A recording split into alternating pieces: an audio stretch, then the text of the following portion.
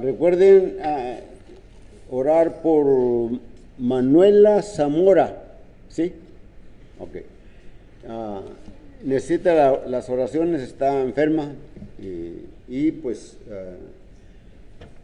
está todo siempre en las manos de Dios, así que no solamente la lista tan grande que tenemos ahí en el boletín, sino que también aparte otros familiares, amigos, amistades, también nos piden que oremos por ellos.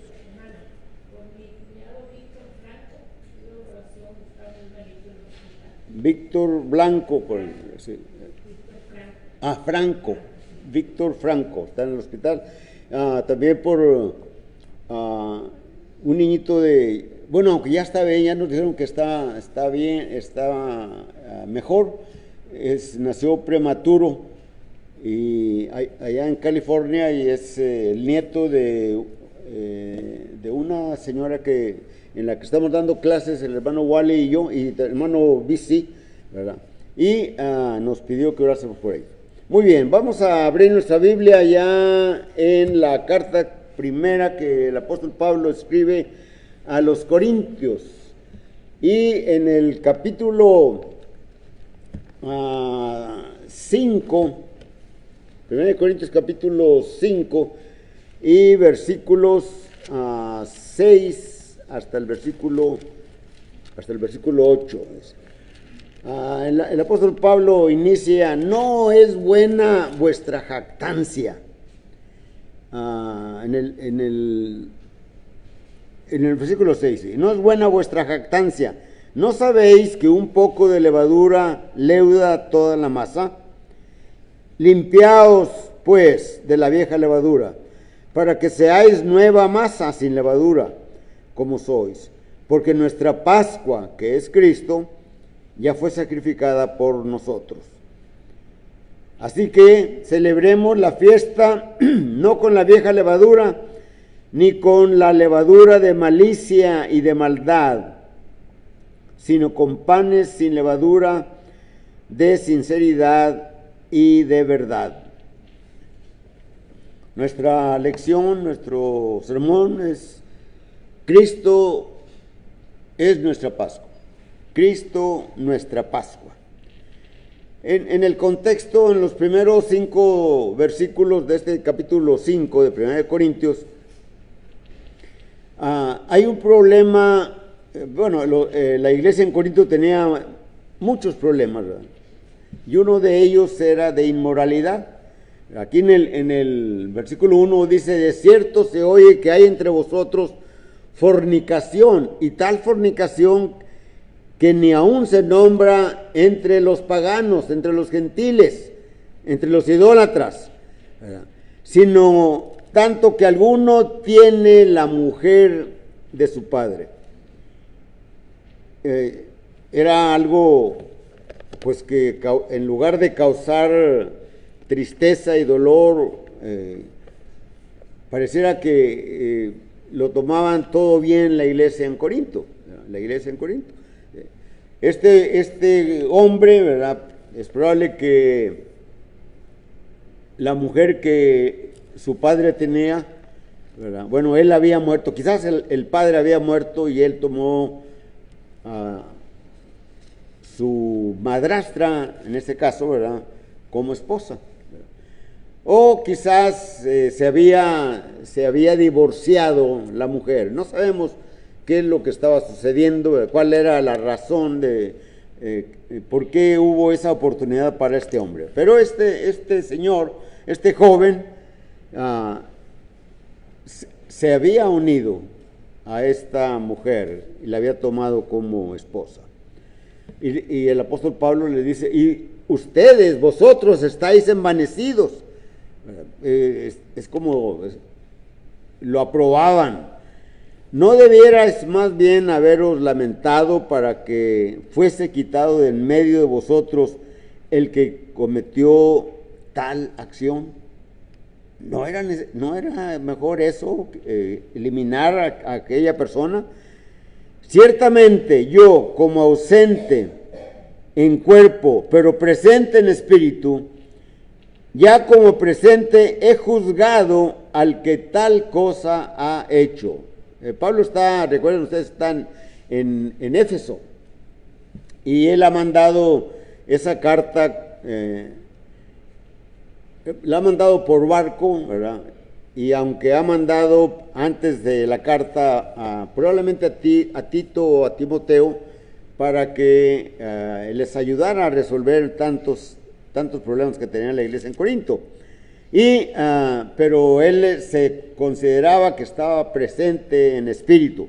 Dice: en el nombre de nuestro Señor Jesucristo, reunidos vosotros en mi espíritu, con el poder de nuestro Señor Jesucristo, el tal, ¿verdad? Hablando de la persona que tenía o que estaba en ese pecado tan severo, ¿verdad? El tal sea entregado, a ver, ¿cómo dice aquí? Sea entregado a Satanás.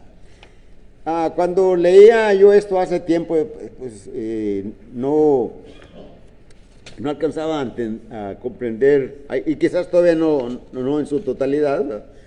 Pero lo que está diciendo el apóstol Pablo es que esa persona sea excomulgada, es decir, que no hubiese ninguna relación con él, ¿sí? Pero no con el propósito de Pablo al dar este veredicto no es para que se perdiera totalmente, sino que siempre en el juicio y en la pena siempre habría la posibilidad o la esperanza de que aquella persona se arrepintiese y volviese, como sucedió, ¿verdad? Sucedió esto y esta persona fue recibida en la iglesia. En la clase que estábamos teniendo por la mañana, hay algo de esta enseñanza de Toño, ¿verdad?, que nos está trayendo ahí en Colosenses, el capítulo 3, ¿verdad?, cómo las personas deben de, si son cristianos, si somos cristianos, debemos manifestar ese cristianismo en nuestra conducta, en nuestro hablar, en nuestro vestir, en la manera de cómo nos portamos en cualquier lugar donde estemos. Así que el apóstol Pablo está exhortando, está siendo drástico con esta persona que cometió ese delito, ese pecado, ¿verdad? Y a lo mejor ustedes se preguntan: ¿y qué tiene que ver con Cristo nuestra Pascua? Este es nuestro tema en esta mañana, ¿verdad? Bueno, continuando allí, es como introducción a estos 5 textos, ¿verdad?, en los que se pone esta situación de un hombre que ha cometido un pecado grave y donde la sentencia o el veredicto es que el tal sea entregado a Satanás, ¿verdad?, a fin, para destrucción de la carne, o a fin de que el espíritu sea salvo en el día del Señor Jesús, es decir, para cuando el Señor venga, ¿verdad?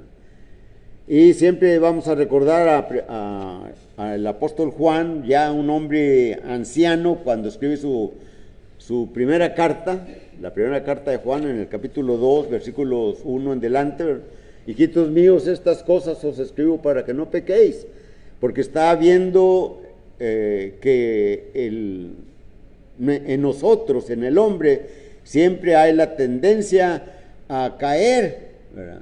Y debemos de estar preparados, como estaba diciendo el hermano Antonio en su clase al terminarla, ¿verdad?, recordando lo que dice el Salmo 119, versículo 11, ¿verdad? En mi corazón he guardado tus dichos para no pecar contra ti. Y mientras más tengamos la palabra en nuestra mente, en nuestro corazón espiritual, que es la mente, ¿verdad?, nuestra conducta, nuestra vida va a ser siendo transformada continuamente. Así que el apóstol Pablo dice en el versículo 6: no es buena vuestra jactancia. ¿No sabéis que un poco de levadura leuda toda la masa? Limpiaos pues de la vieja levadura. La levadura en las cosas espirituales, ¿verdad? Tiene que ver con el pecado, ¿verdad? Y el pecado produce más pecado. El pecado impulsa o empuja o viene o atrae más pecado. Así que cuando el apóstol Pablo está hablando de este hombre, ¿verdad?, que cometió esta inmoralidad, no solamente tienen el apóstol Pablo en su pensamiento a esta persona, sino al resto de la iglesia, ¿verdad? Porque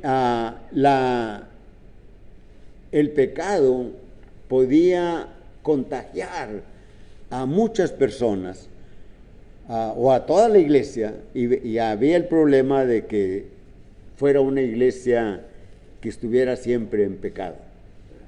Esto es lo que pasa con el pecado.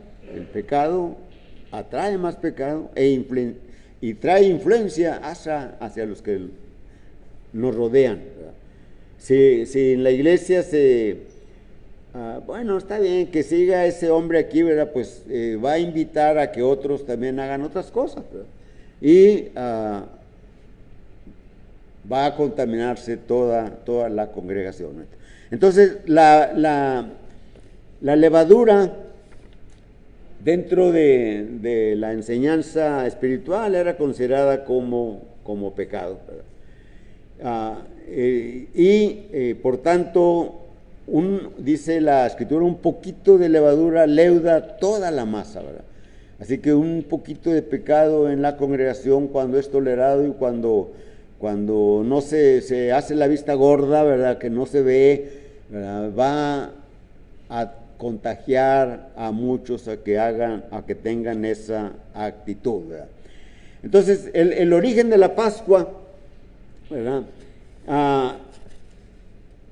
se inicia allá en Egipto. El pueblo de Israel estaba viviendo ahí por casi 430 años, y la mayoría de esos años fue esclavo.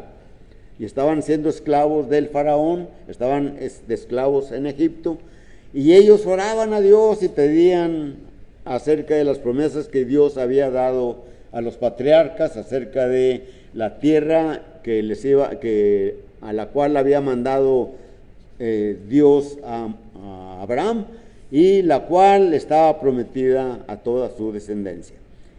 Pero no venía nada, ¿verdad? Entonces ellos están clamando a Dios.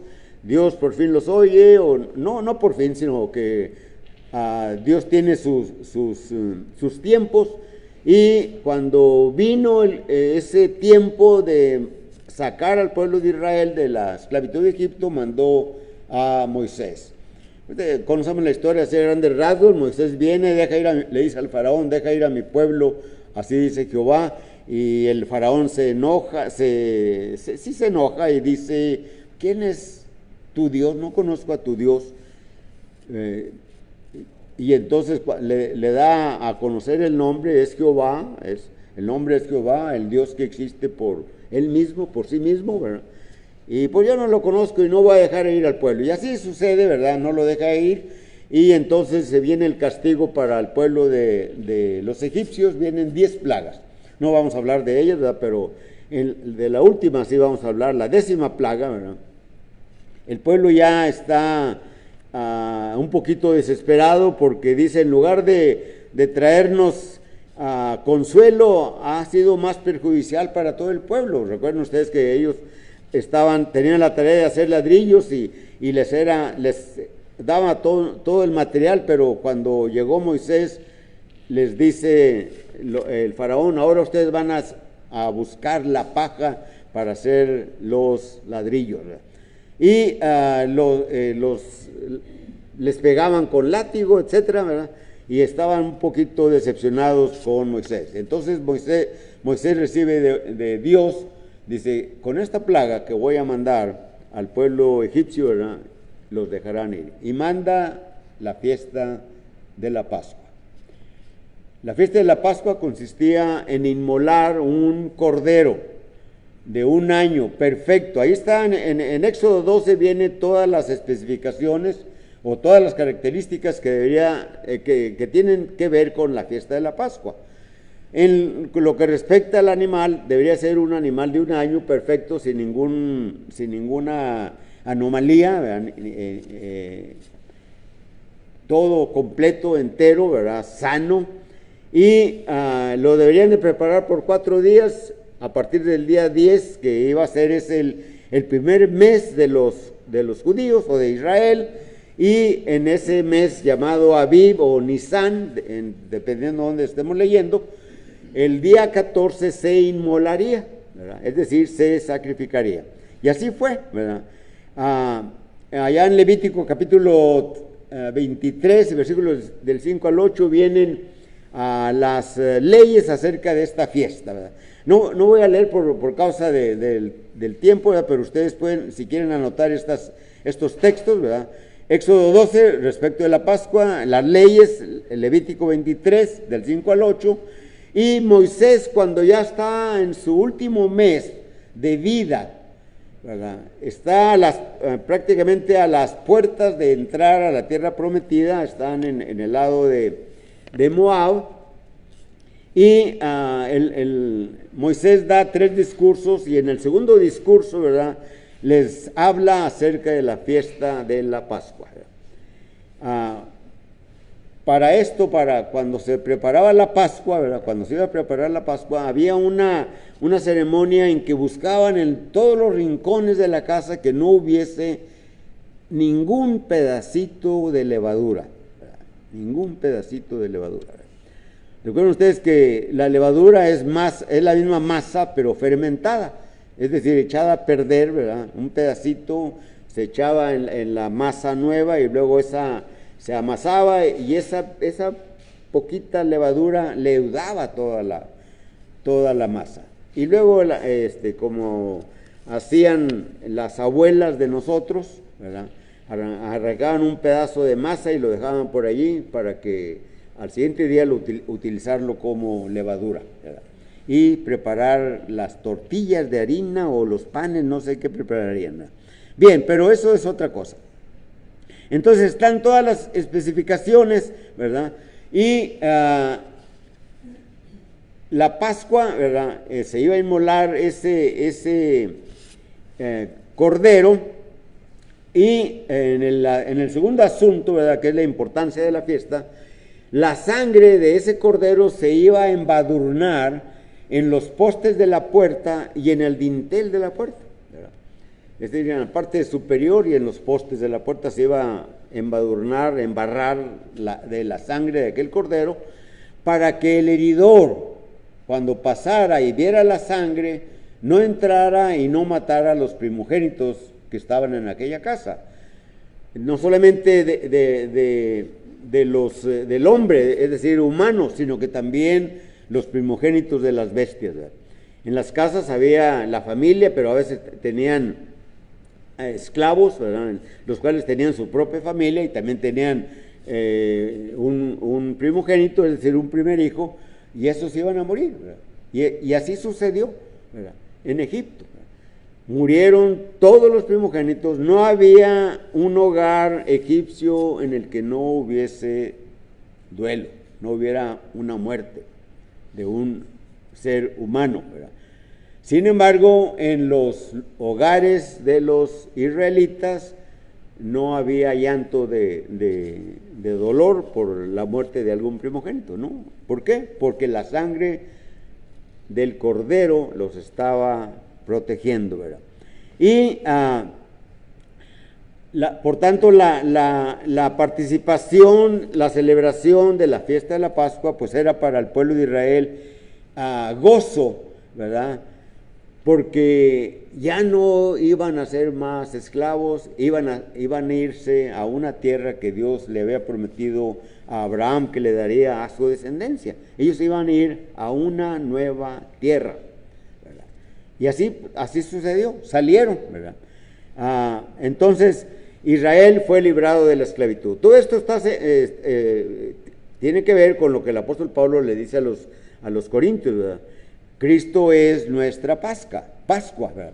Cristo es nuestra Pascua, ¿verdad? Tercer asunto, la Pascua espiritual para Israel, ¿verdad?, señala la Pascua espiritual del nuevo pueblo de Dios, es decir, de su reino. Y ese reino es la iglesia. El reino y la iglesia es el mismo, es lo mismo, ¿verdad? Es lo que nuestro Señor Jesucristo dice ahí en Mateo capítulo 16, versículos 16 y 18. ¿verdad? Edificaré mi iglesia, y luego en el versículo 18 le dice a Pedro, las llaves, te daré las llaves del reino, ¿verdad? Es decir, el evangelio iba a ser utilizado para traerlo a la gente, para que el que lo obedeciera. Es como una llave que se utilizaba para abrir la puerta y entrar al reino o a la iglesia. El Espíritu añadía a la iglesia. Porque nuestra Pascua, que es Cristo, dice ahí en el versículo 7, ya fue sacrificada. Y nosotros recordamos al verdadero Cordero, ¿verdad? El Cordero de la Pascua allá en Egipto, y luego en el desierto se celebró, en el primer año se celebró la Pascua, y en todos los años se celebraron la Pascua. Cada año se celebraba la Pascua, y cuando entraron a la tierra prometida seguían celebrando la Pascua, y por años y años siguieron celebrando la Pascua hasta que llegó nuestro Señor Jesucristo. Cuando vino el cumplimiento del tiempo, Pablo escribe a los Gálatas en el capítulo 4, versículo 4, Dios envió a su Hijo nacido de mujer y nacido bajo la ley, y la Pascua estaba comprendida bajo la ley de Moisés, ¿verdad? Entonces, cuando el Señor iba a empezar su ministerio, fue con Juan el que bautizaba, y él no lo quería bautizar, pero ahí en Mateo capítulo 3, versículo 23, por ahí, le dice el Señor a Juan, deja para que toda justicia de Dios se cumpla. Pero ahí en el Evangelio de Juan capítulo 1 y versículo 29, Juan el Bautista presenta o señala a Cristo como el Cordero. Capítulo 1 y versículo 29 dice allí, he ahí el Cordero de Dios que quita el pecado del mundo. He ahí el Cordero de Dios que quita el pecado del mundo. Y sigue diciendo allí en el versículo 30 de Juan, ¿verdad? Dice, este es aquel de quien yo dije, después de mí viene un varón el cual es antes que yo, o antes de mí, porque era primero que yo, y yo no le conocía, mas para que fuese manifestado a Israel, por esto vine yo bautizando con agua. También dio Juan testimonio diciendo, vi al Espíritu que descendía del cielo como paloma y permaneció sobre él. Y yo no le conocía, es decir, no conocía a Jesús, que él era el Mesías, ¿verdad? Y yo no le conocía, pero el que me ordenó o me envió a bautizar con agua, aquel me dijo, sobre quien veas descender el Espíritu y que permanece sobre él, este es el que bautiza con el Espíritu Santo. Y yo le vi y he dado testimonio de que este es el Hijo de Dios. Entonces, este es el principal objetivo de la predicación del Evangelio, ¿verdad? De que la gente crea que Cristo Jesús es el Hijo de Dios. Pero no creerlo solamente de una manera aquí, sí, tengo ese conocimiento aquí en mi mente que Él es el Hijo de Dios. No solamente eso, sino aceptarlo. Pero no nada más decir, sí, lo acepto, sino obedecerlo en lo que Él manda. Cristo es Dios mismo. Y Él desde la eternidad está preparado por Jehová para que viniese a este mundo. Ustedes recordamos allá siempre en 1 de Pedro capítulo 1 y versículo 18 en adelante, ¿verdad? Cuando el apóstol Pedro, escribiendo a la iglesia allá en el exilio, dice: sabiendo que fuisteis rescatados de vuestra vana manera de vivir, la cual recibisteis de vuestros padres, no con metales preciosos como oro o plata, sino con la sangre preciosa como de un cordero, sin mancha y sin contaminación, preparado desde antes de la fundación del mundo, pero manifestado a vosotros en estos postreros tiempos. Cristo es el Cordero de Dios. El Cordero allá en Egipto, ¿verdad? La sangre les protegió para que no muriesen los primogénitos. El Cordero que señala a Juan el Bautista, el que quita el pecado del mundo, es decir, el pecado que nos separa de Dios, el pecado que separa al hombre de Dios. Mientras que el hombre no acepte a Jesucristo y que obedeciéndolo, su pecado va a permanecer en él, aunque sea religioso, aunque sea buena gente, aunque haga buenas obras, aunque haga oración. Había un hombre allá en Cesarea, ¿verdad? Hechos capítulo 10, ¿verdad? El capítulo 10 y versículos 1 en delante, en el versículo 1 y 2 me parece, Lucas, que escribe el libro de los Hechos, describe a este Cornelio como un hombre así, un hombre bueno, pero un hombre responsable en su trabajo, un hombre que hacía oración, un hombre que hacía buenas obras, pero no era salvo, no tenía salvación. Pero le fue dicho, como unos enviados de Dios, para que mandara a traer a Pedro y Pedro le dijera lo que él necesitaba hacer. Y nosotros, todos los predicadores, todos los cristianos, cuando anuncian el Evangelio, estamos siendo enviados a las personas que no han obedecido el Evangelio para que escuchen el mensaje, lo crean, lo acepten y lo obedezcan. Porque si no, en vuestros pecados moriréis, dice la Escritura, ¿verdad? Así que Cristo es el Cordero que quita el pecado del mundo. Cristo es el Cordero que quita el pecado del mundo. Allá en Hebreos, capítulo 10 y versículo 8, me parece que el versículo 8, ¿verdad? Sacrificio y ofrenda, diciendo primero sacrificio y ofrenda no quisiste, y holocaustos y expiaciones por el pecado no quisiste, me faltaba todo eso. Ni te agradaron, las cuales cosas se ofrecen según la ley. ¿La ley de quién? La ley de Moisés. Y diciendo luego, he aquí que vengo, Dios, para hacer tu voluntad. Quítalo primero para establecer esto último. Está hablando de un nuevo pacto, la palabra.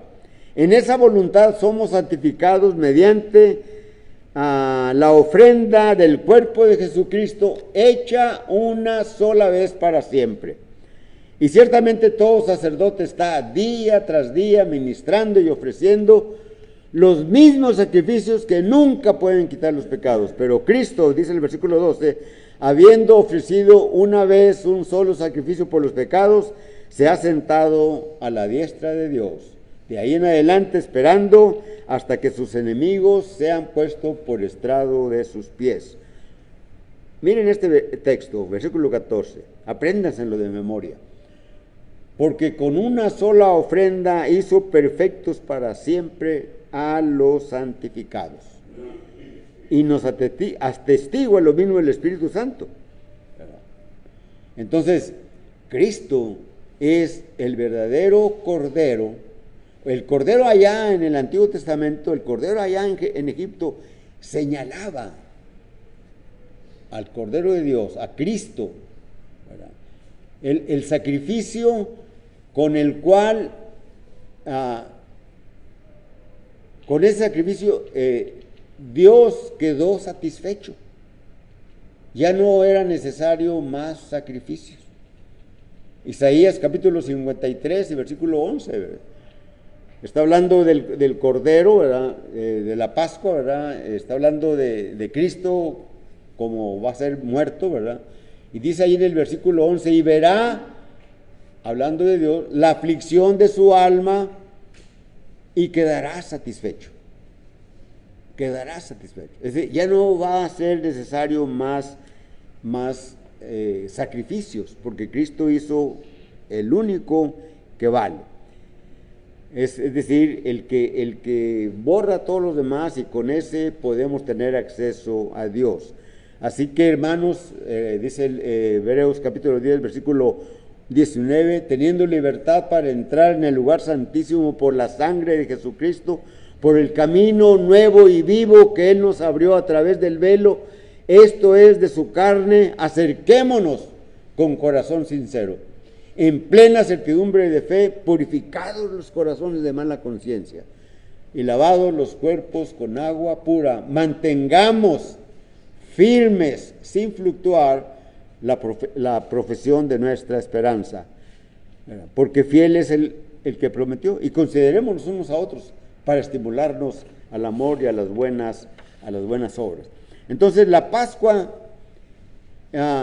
espiritual, la que era señalada por aquella de Egipto, y luego después en el desierto, y luego ya en Palestina, ¿verdad? Todos los años celebraban la Pascua, hasta que Cristo vino y murió en esa Pascua, ¿verdad? Murió en lugar nuestro, ¿verdad?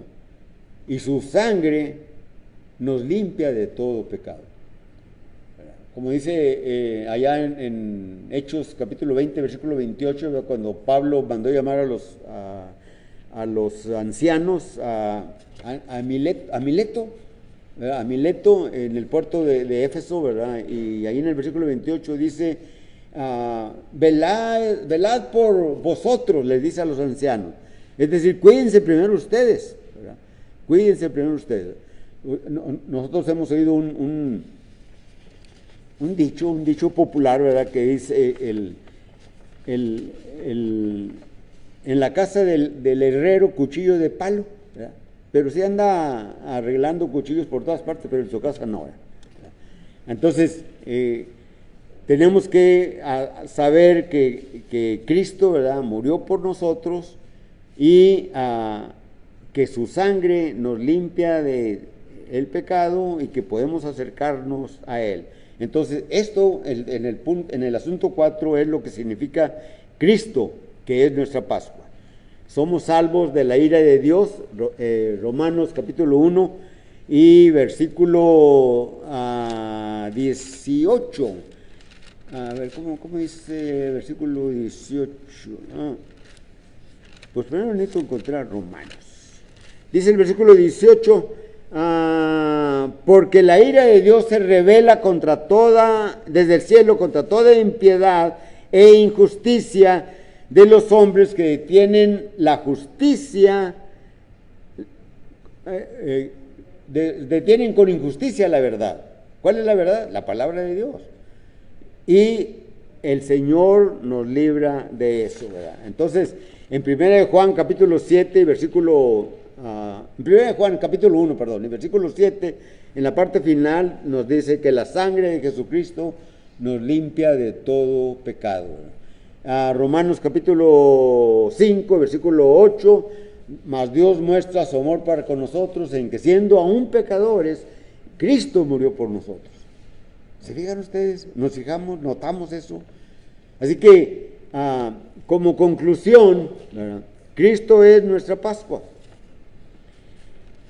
Cristo, así como el cordero de aquella Pascua en Egipto, libró al pueblo de la esclavitud y lo sacó para ir a una tierra que ellos no conocían, así Cristo, que es el Cordero de Dios, que quita el pecado del mundo, nos sacó de la esclavitud del pecado del mundo y nos traslada, vamos día tras día caminando hacia el cielo, hacia el lugar que Jesucristo, en el cual Jesucristo ha ido a preparar lugar para nosotros.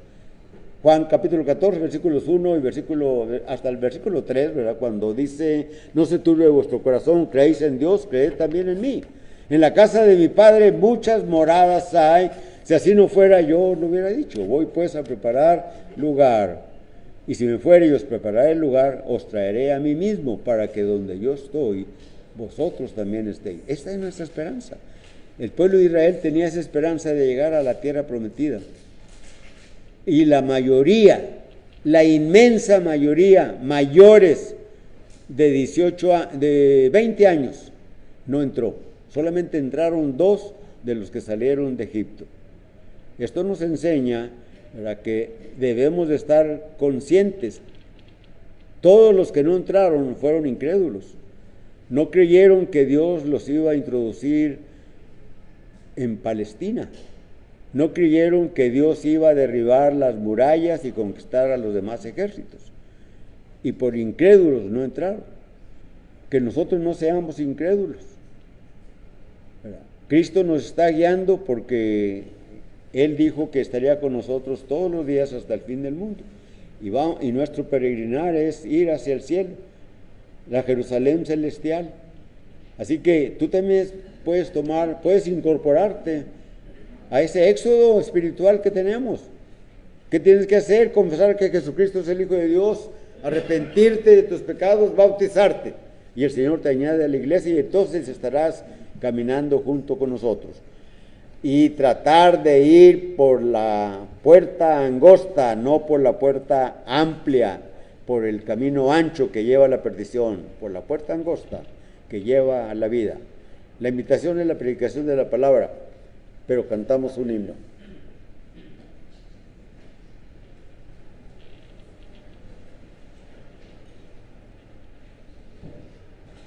Número 11.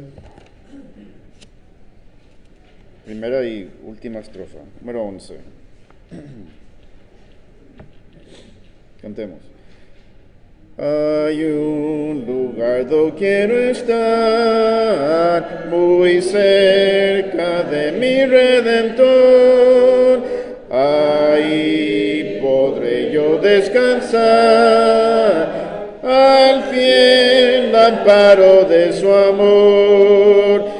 Muy cerca de mi Redentor, seguro así lo encontraré. Me guardará del tentador y ya de nada temeré. Ni dudas ni temor tendré,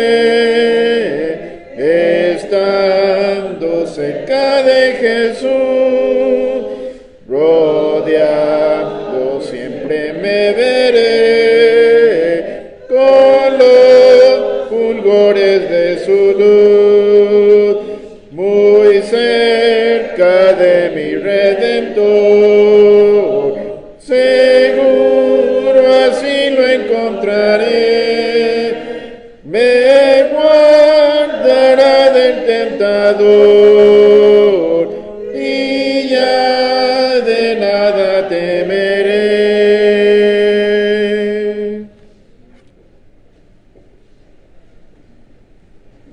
Vamos a orar, hermanos. Eterno y amado Padre Celestial que moras en los cielos, santificado sea tu nombre, Señor. Seguimos, Padre Celestial, inclinando nuestro rostro, Padre Celestial, llegando a tu presencia, Señor, por medio de la oración, por medio de tu Hijo amado, Cristo Jesús, quien es nuestra Pascua, que Él, Padre Celestial, se despojó de la gloria eterna que Él gozaba y vio la necesidad del hombre, Padre Celestial. Lo enviaste y Él quiso venir. Él vino y vivió una vida perfecta y fue un sacrificio perfecto. Fue nuestra Pascua, para que así, Señor, nosotros podamos, por medio de Él, Padre Celestial, tener la esperanza de la vida eterna. Él dio su vida, murió, fue sepultado, pero esa tumba está vacía. Él resucitó, está a tu diestra. Sigue intercediendo por nosotros, su pueblo. Ayúdanos ahora, oh Padre Celestial, nunca olvidar ese gran precio, ese gran amor, tu misericordia, Padre Celestial, que nos toca nuestro corazón para responder a tu invitación, que vengamos a ti en reverencia y arrepentidos de nuestro pecado, porque es lo que nos separa de ti, Padre Celestial. Nos ha separado, pero ahora todos los que hemos venido y hemos obedecido ese precioso evangelio, tu poder, Padre, que tú tienes expuesto en tu palabra, tu poder para salvación, todo aquel que cree. Ahora, Padre Celestial, vamos caminando, vamos hacia arriba. Llevamos esta lección en nuestro corazón, Padre Celestial, no olvidando las promesas que tú has hecho por medio de tu Hijo amado. No olvidando, Señor, la responsabilidad de cada uno de vosotros de poner nuestra mira en las cosas de arriba y no en las cosas terrenales. Ayúdanos, Padre Celestial, a ser santos, separados, apartados, diferentes al mundo, aunque vivamos en este mundo. Gracias, Padre, por tu palabra que nos guía. Gracias, Padre, por este mensaje. Gracias, Padre, por cada uno presente. Pidemos tu bendición a despedirnos de este lugar esta mañana, que tú vayas con cada uno. Nuestros visitantes, los que viajan, Padre Celestial, que van de paso, pidamos que tú los acompañes, los sigas con ellos, los acompañes en su viaje. Ahora, Padre Celestial, te pidemos que bendigas las necesidades, las peticiones que se han hecho, Padre Celestial. Por la señora Manuela Zamora, tía de nuestra hermana Magdalena, que está enferma, pidamos por ella. Por Víctor, pariente también de nuestra hermana Zoila, nuestro hermano Alberto. Por nuestro hermano Blas, por todos los que están en la lista de oración. Las peticiones que se han hecho, Padre Celestial, las ponemos en tus manos. Perdona nuestras faltas, Señor, ve con nosotros a nuestros hogares. Te lo pidamos en el nombre de Cristo. Amén. Amén.